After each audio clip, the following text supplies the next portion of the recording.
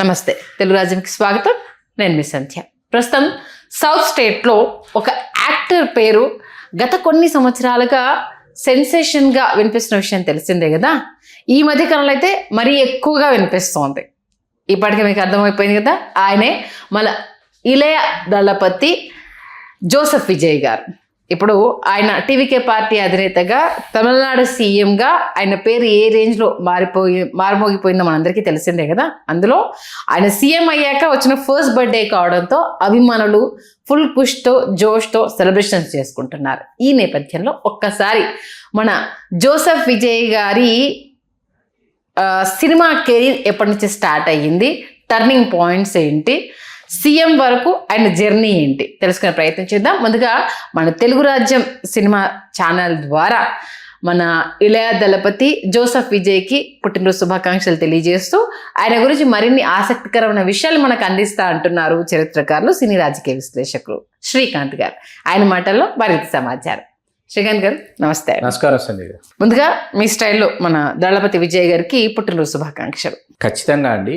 ఆయన ఇళయ దళపతి అన్న బిరుదు ఏ రోజైతే ఆయన అందుకున్నారో, ఇళయ దళపతిగా తమిళ ప్రజలు, తమిళ ప్రేక్షకాభిమానులు ఆయన్ని పిలుచుకోవడం ప్రారంభించారో ఆ రోజు నుంచి కూడా ఆయన ఆ మాటకి కట్టుబడే విధంగా, ఆ మాటకి ఎక్కడ ఆ విశేషణానికి తగ్గకుండా కూడా ఆయన తన సినిమాలతో పలకరించారు, సేవా కార్యక్రమాలతో పలకరించారు. ఏకాఏకిన రాష్ట్ర ముఖ్యమంత్రి పీఠం మీద ఆయన ఆసీనులైనటువంటి విషయం మనందరికీ తెలిసిందే. హృదయపూర్వక జన్మదిన శుభాకాంక్షలు శతదా సహస్రద మరొక్కమారు ఇళయ దళపతి విజయ్ గారికి. తండ్రి డైరెక్టర్గా, బాల్య నటుడుగా తన కెరీర్ని స్టార్ట్ చేసి సినిమాలకు పనికిరాడు అన్న మాట నుంచి ఇళయ దళపతిగా ఎదిగిన తీరు, ఆ తర్వాత ఎంజీఆర్ గారికి, జయలలిత గారికి, వచ్చినగా మూడోసారికి విజయ్కి మాత్రమే సాధ్యమైన తమిళ పీఠం ఆ సీఎంగా కూర్చోవడం వరకు ఆయన జర్నీ గురించి ఒక్కసారి ఆయన గురించి మాట్లాడుకోవాలంటే నాకు ఎన్టీ రామారావు గారికి, విజయ్ గారికి కొంత సామ్యం కనిపిస్తుంది. ఎన్టీ రామారావు గారు కూడా ఏంటంటే ఆగకుండా ఆపకుండా 32 సంవత్సరాలు నటించిన తర్వాత రాజకీయ పార్టీ నెలకొల్పి ఏకాఏకిన ముఖ్యమంత్రి అయినటువంటి చరిత్ర ఎన్టీ రామారావు గారిది. అట్లాగే విజయ్ గారు కూడా ఆగకుండా 32 సంవత్సరాలు నటించి రాజకీయ పార్టీని నెలకొల్పి ఆ తర్వాత వచ్చినటువంటి ఎన్నికల్లో పోటీ చేసి విజయం సాధించినటువంటి చరిత్ర విజయ్ గారిది. రామారావు గారు 1949లో నటించడం మొదలు పెడితే ఆయన 82 నాటికి వరుసగా 32 సంవత్సరాలు పూర్తయి 33వ ఏట. అట్లాగే విజయ్ గారు 92 నుంచి మొదలు పెడితే ఆపకుండా ఆగకుండా ఆయన అసలు ఇంకా ప్రత్యక్ష రాజకీయాల్లో, ప్రత్యక్ష ఎన్నికల్లో పోటీ చేయడానికి ముందు కూడా ఆయన నటించిన సినిమా విడుదల కావాల్సినటువంటి పరిస్థితి జననాయకన్. అట్లాంటిది ఇద్దరికి సామ్యం కనిపిస్తుంది నాకు. ఒక రామారావు గారికి, విజయ్ గారికి సామ్యం కనిపిస్తుంది. చాలా ఆసక్తికరమైనటువంటి అంశం.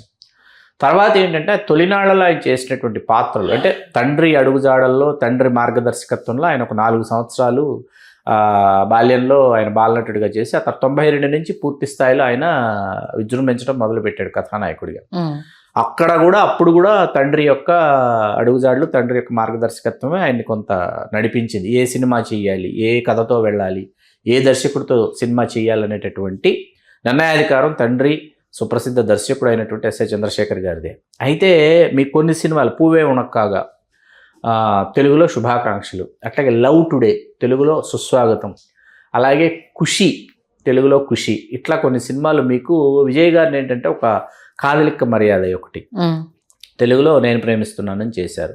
ఈ 4 సినిమాలు ఏంటంటే విజయ్ గారిని వేరే పీఠం మీదకి తీసుకువెళ్ళిపోయి, అంటే ఒక సాధారణ దిగువ మధ్యతరగతి ప్రేక్షకులు ఎవరైతే ఉంటారో, అట్లాగే మరీ ముఖ్యంగా కాలేజీకి వెళ్ళేటటువంటి స్టూడెంట్స్, అమ్మాయిలైనా అబ్బాయిలైనా, వీళ్ళందరూ కూడా విజయ్ గారిని ఆరాధించేటటువంటి ఒక పరిణామ క్రమం అక్కడి నుంచి మొదలైంది. అక్కడి నుంచి ఆయన చాలా శక్తివంతమైన పాత్రల ఎంపిక, శక్తివంతమైనటువంటి సినిమాలు, కథలు ఎంచుకోవటం, అందులో భాగంగా మన తెలుగులో ఘన విజయం సాధించిన ఒక్కడు అక్కడ గిల్లీగా, అలాగే పోకిరి అక్కడ పొక్కిరిగా, ఇట్లా అవి రూపొందటం, అవి అద్భుతమైన కనీవిని ఎరుగని విజయాలు సాధించడం, ఇది విజయ్ గారి పరిణామ క్రమాన్ని సూచిస్తుంది. ఆ తర్వాత ఆయన ఎంచుకున్న కథలు ఏంటంటే ఆయన ఆచితూచి ఎంపిక చేసుకున్నారా, లేకపోతే ఆయన భవిష్యత్తును దృష్టిలో పెట్టుకుని ఖచ్చితంగా క్రియాశీలక రాజకీయాలకు ప్రవేశించాలని ఆలోచించి ఈ కథలో ఈ పాత్రలు ఎంచుకున్నారు. ఒకసారి చూస్తే మాత్రం చాలా ఆయన వ్యూహాత్మకంగా సమయం కోసం వేచి చూసి, ఎదురు చూసి ఆయన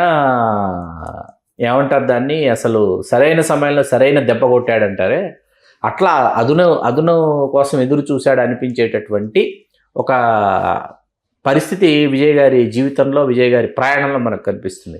మీరు అన్న తర్వాత కంపేర్ చేస్తే నిజంగానే అంటే జయలలిత గారి మీటింగ్ దగ్గర నుండి ఆయన సినిమాకి సంబంధించి గంట తరబడి ఆయన వెయిట్ చేసిన అపాయింట్మెంట్ ఇవ్వకుండా ఆడ వెలుపలికి వచ్చాక కారు దగ్గర ఆయనకు ఎదురైన అసహనం నుంచి ఆయన ప్రయాణం క్లియర్గా ఆయన ఒక స్కెచ్ వేసుకున్నారు అనేది తమిళనాట వినిపించిన అది.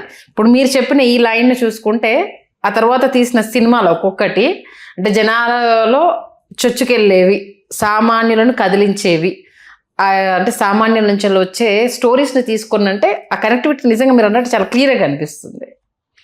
అంటే కథల ఎంపిక అనే మాటను ఎందుకు వాడానంటే ఆయన వరుసగా చేసినటువంటి సినిమాలు ఒకసారి మనం చూస్తే మనకి మనం ఇందాక గిల్లి, పొక్కిరి, ఆ తర్వాత ఏంటంటే ఆయన చేసినటువంటి సినిమాల క్రమం ఒకసారి చూస్తే మెర్సెల్ తెలుగులో అదిరింది, విజిల్, తర్వాత జిల్లా అని ఒక సినిమా మోహన్ లాల్ గారితో చేశారు. అక్కడి నుంచి జిల్లా దగ్గర నుంచి చూస్తే జిల్లా తెలుగులో మనకేంటంటే విజయ్ సినిమాలు తెలుగులో డబ్ చేయబడి స్ట్రైట్ సినిమాలతో సమానంగా థియేటర్స్ని ఆక్యుపై చేసినటువంటి సినిమా జిల్లా అనమాట.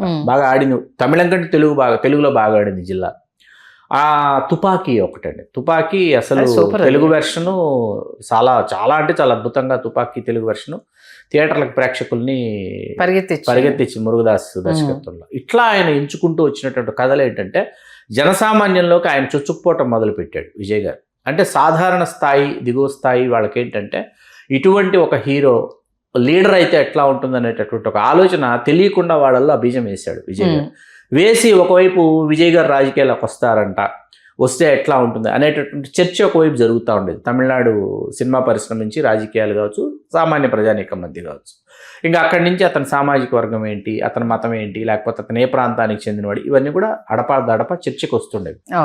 అయితే ఇక్కడ ఎవరికి ఇష్టం లేకపోయినా ఏంటంటే తండ్రి ఒక సామాజిక వర్గం, తల్లి ఒక సామాజిక వర్గం అని అనుకుంటే, శోభ గారు సుప్రసిద్ధ రచయిత్రి, ఆవిడ బోల్డెన్ సినిమాల కథలు అందించారు ఆవిడ అనుకుంటే, వీళ్ళు క్రైస్తవ మతం స్వీకరించడం వల్ల ఏమైందంటే అత్యధికులైనటువంటి క్రైస్తవులలో అత్యధిక శాతం సామాజిక వర్గం దళిత సామాజిక వర్గానికి చెందిన వాళ్ళు తమిళనాడులో ఎక్కువ మంది కనిపిస్తారు. వాళ్ళందరూ కూడా విజయ్ గారిని తమవాడిగా సొంతం చేసుకున్నారు. ఆ సొంతం చేసుకోవడం విజయ్ గారికి ఏంటంటే ఒక వెసులుబాటు కల్పించింది.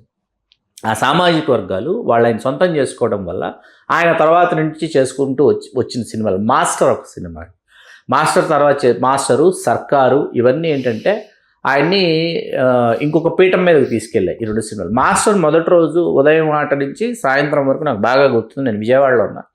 ఉదయం నుంచి సాయంత్రం వరకు మాస్టర్ ఏంటంటే ఫ్లాప్ టాక్, లోకేష్ కనకరాజు చేసిన మాస్టర్. ఈయన హీరో, విజయ్ సేతుపతి గారు విలన్. మరుసటి రోజు morning first day world wide revenue చూస్తే 80 కోట్లు ఉంది. ఫ్లాప్ టాక్ వచ్చింది second day morning, first day revenue చూస్తే 80 కోట్లు షేర్ సాధించింది అని చెప్పి వచ్చేటప్పటికి ఆశ్చర్యం వేసింది అనమాట. హౌ ఈజ్ ఇట్ పాసిబుల్ అంటే ఒక సెక్షన్ ఆఫ్ ఆడియన్స్, ఒక సెక్షన్ ఆఫ్ పీపుల్ ఏంటంటే విజయ్ గారిని సొంతం చేసుకున్నారు.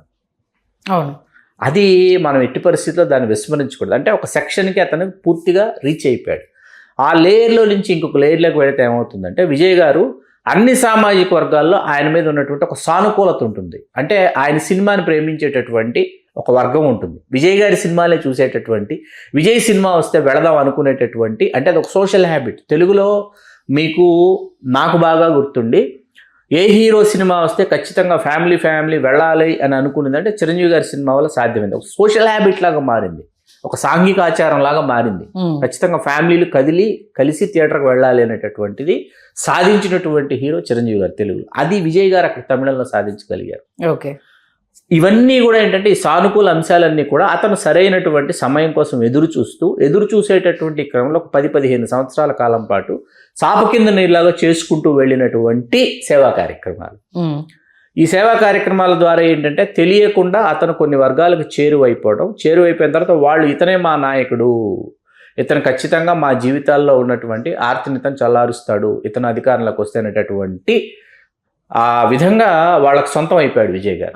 దానిని సరైన సమయం చూసి సరైనటువంటి ఒక అనిశ్చితి, సరైనటువంటి ఒక గందరగోళం, రాజకీయంగా అయోమయం ఉన్నటువంటి పరిస్థితుల్లో తన రాజకీయ పార్టీ ద్వారా అతను రంగప్రవేశం చేయటం, విజయం సాధించటం, ముఖ్యమంత్రిగా ఇవాళ అది పీఠం అధిరోహించడం చకచకా జరిగిపోయినాయి అన్నమాట.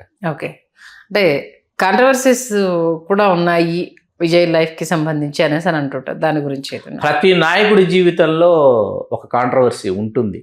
ప్రతి నాయకుడి జీవితంలోనూ కాంట్రవర్సీ ఉంది. ఏ నాయకుడి జీవితంలో కాంట్రవర్సీ లేదో మనం మాట్లాడుకుంటే మాత్రం, వాటన్నిటి గురించి మనం తవ్వి తీసి తలకెత్తుకుంటే మాత్రం అవి చాలా కొంతమందిని బాధిస్తాయి, కొంతమందికి ఆనందాన్ని ఇస్తాయి. వాటి గురించి వాటి లోతుల్లోకి మనం వెళ్ళొద్దు. ఎందుకంటే ప్రతి ఒక్క జీవితంలో లైట్ ఉంటుంది, ప్రతి ఒక్క జీవితంలో షాడో ఉంటుంది. మీకు నీడ లేకుండా వెలుగు, వెలుగు లేకుండా నీడ అంటారే, అట్లా ఖచ్చితంగా ఉంటుంది. కాకపోతే మనం తీసుకోవాల్సినటువంటి అంశం ఏంటంటే, వాళ్ళు ప్రజానాయకుడిగా ప్రజలకు ఎంత ఆమోదయోగ్యమైనటువంటి పరిపాలన అందించారు, నెరవేర్చేటటువంటి వాగ్దానాలే చేశారా, చెప్పినటువంటి వాగ్దానాలను నెరవేర్చారా అనేటటువంటి క్రమంలోనే, ఆ కోణంలోనే నాయకుల్ని మనం చూడాల్సి ఉంటుంది. ఖచ్చితంగా మీరు అదైతే వాస్తవం. అది బట్ అంటే ఎదుగుతున్న టైంలో ఈ విమర్శలనే అస్త్రాలుగా చేసుకుంటారు కదా కామన్గా. ఇప్పుడు ఆయన లైఫ్లో ఎలక్షన్ టైంలో కూడా ఆ పర్సనల్ లైఫ్ని తెర మీద తీసుకురావడము, సంగీత గారు విడాకులు ఇవ్వడం, ఇప్పుడు పుట్టినరోజు సందర్భంగా విజయ్ గారి అబ్బాయి సోషల్ మీడియా వేదికగా ఇన్స్టాలో ఏఐలో ఒక ఫోటో జనరేట్ చేశారు. ఇది నిజమై ఉంటే బాగుండు పుట్టినరోజు సందర్భంగా, అంటే మీ పక్కన మేము లేము అన్న ఒక బాధని తన కొడుకు వ్యక్తపరచడం అనేది ఇప్పుడు కొంత ఫ్యాన్స్ ని బాధ కలిగించే విషయం. ఖచ్చితంగా అది నిజం అవుతుంది అన్న కామెంట్స్ అనేది నిజం అవుతుందండి. ఎందుకంటే వాళ్ళ మధ్య సయోధ్య కుదిరింది ఇప్పటికే అని వార్తా కథనాలు వెలువడుతున్నాయి.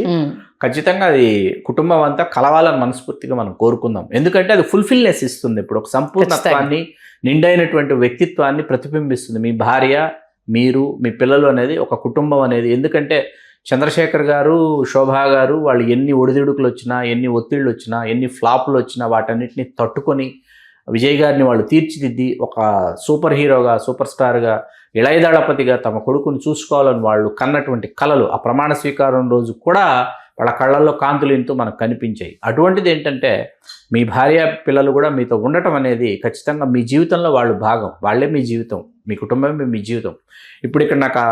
ఇప్పటికీ నాకు విజయ్ గారి మొదటి సినిమా ఎస్ఏ చంద్రశేఖర్ గారు ప్రారంభించినప్పుడు మీకు క్లాప్, స్విచాను, గౌరవ దర్శకత్వం ఈ 3 చేసినటువంటి వాళ్ళల్లో బాగా గుర్తుంది చిరంజీవి గారు క్లాప్ ఇచ్చారండి.